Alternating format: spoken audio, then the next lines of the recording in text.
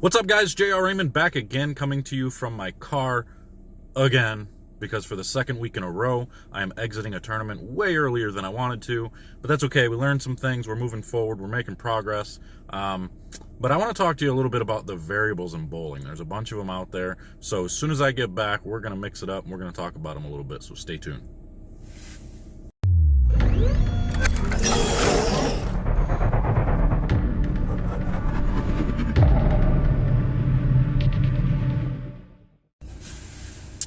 Bowling's one of those weird sports.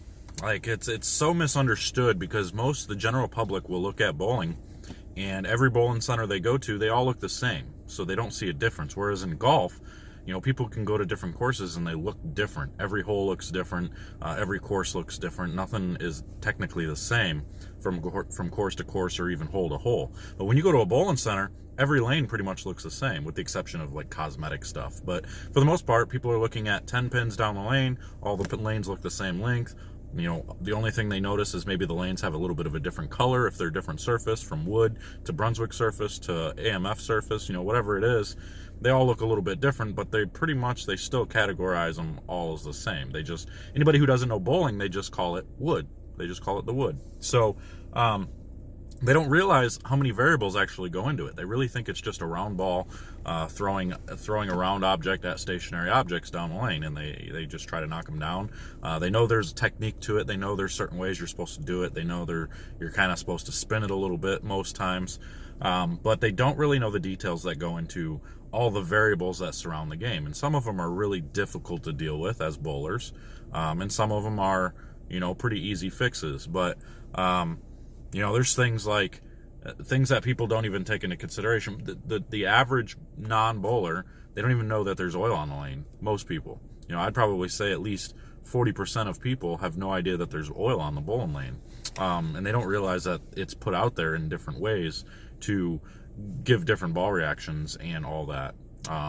So on top of that, you have the different approaches, and you have the different types of lanes. You have the different types of pins. You have the distances in the flat gutters, the height of flat gutters, the kick panels, whether the machine's in the back because the flap is either loose or it's one that's sturdy where you can bounce pins out really easy. The humidity outside, the humidity inside, if it's raining, the weather inside. I shouldn't say weather, but the temperature inside, the temperature outside. There's so many different things. The bowling ball's going down the lane, the people you're following. There's so much that goes into it. And for me today and yesterday during qualifying, there was one variable that really got me. And I figured it out for short spurts of time, but not long enough to have any success. And that was the approaches. For me, not that the approaches were bad, I just couldn't figure out the right combination to get my footwork done properly. So one shot, I felt like I was slipping a lot.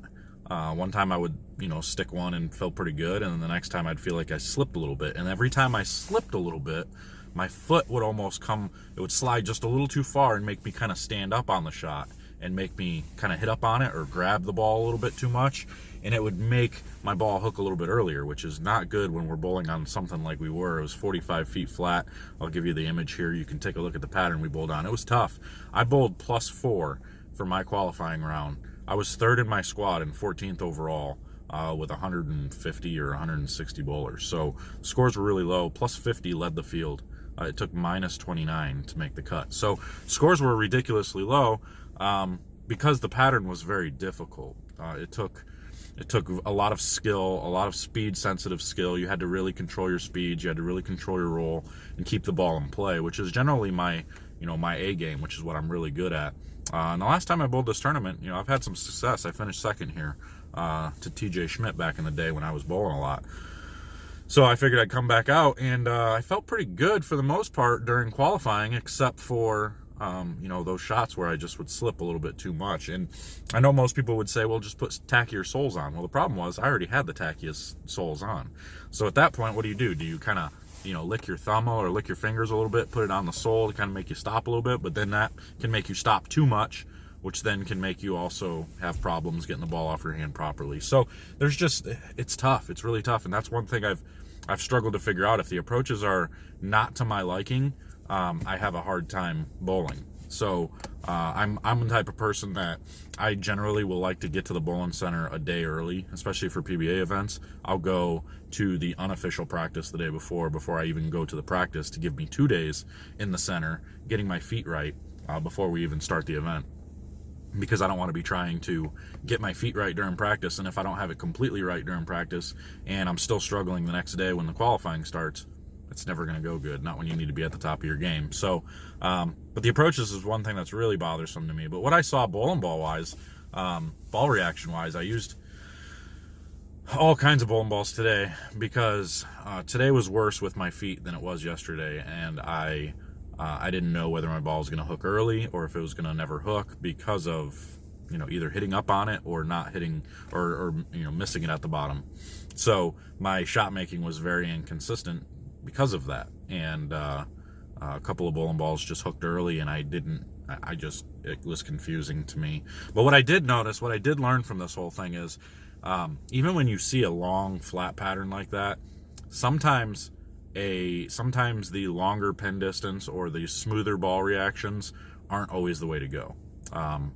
Once I finally got out of like the halos, which is a real big, strong, smooth, rounded shape on the lanes, once I got a little bit away from those, at the end I went to a stronger pin distance with a little bit weaker ball that kind of came off of it a little bit stronger and hooked a little bit more down lane.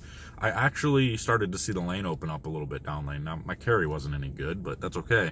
But that told me that sometimes I don't have to throw those big, strong, rounded balls all the time. It's okay to have some of these stronger pin distances that are going to be a little bit quicker off the spot.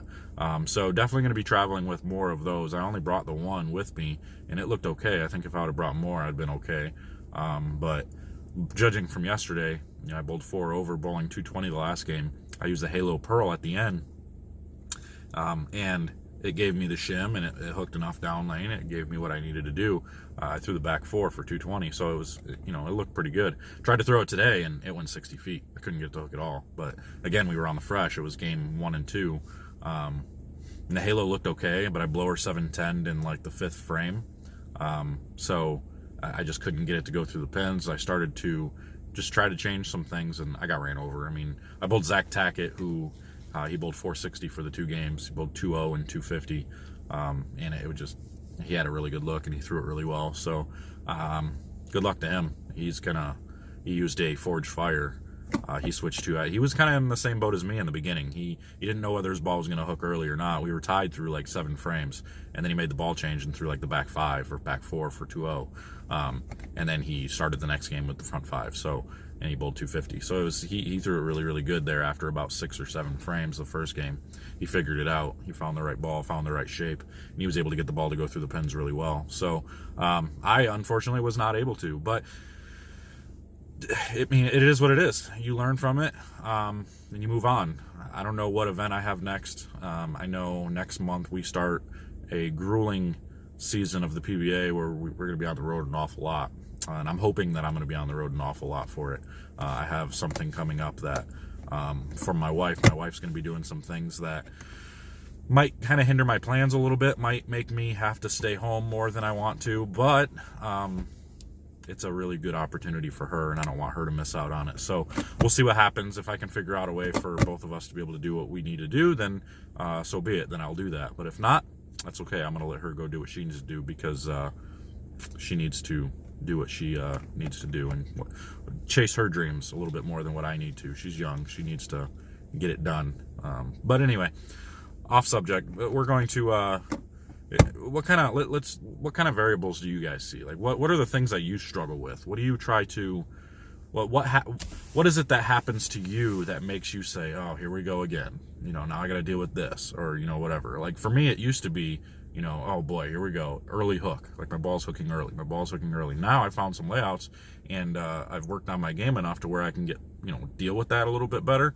So that's not an issue anymore. But for me now, if it's the approaches, man, if the approaches are slick, I can deal with tacky I can deal with, but if they're slick, whew, I'm not ever sure what to do. So what is it for you guys? Comment below, like and subscribe to the channel, and let me know what kind of, what hinders you guys and what helps, or what kind of things that you like to see. So Until next time, guys, we'll see you later. And be on the lookout for Bowling Combat version 3, episode 3, coming up pretty soon over at the Bowler X channel. So stay tuned, and we'll see you guys later. Take care.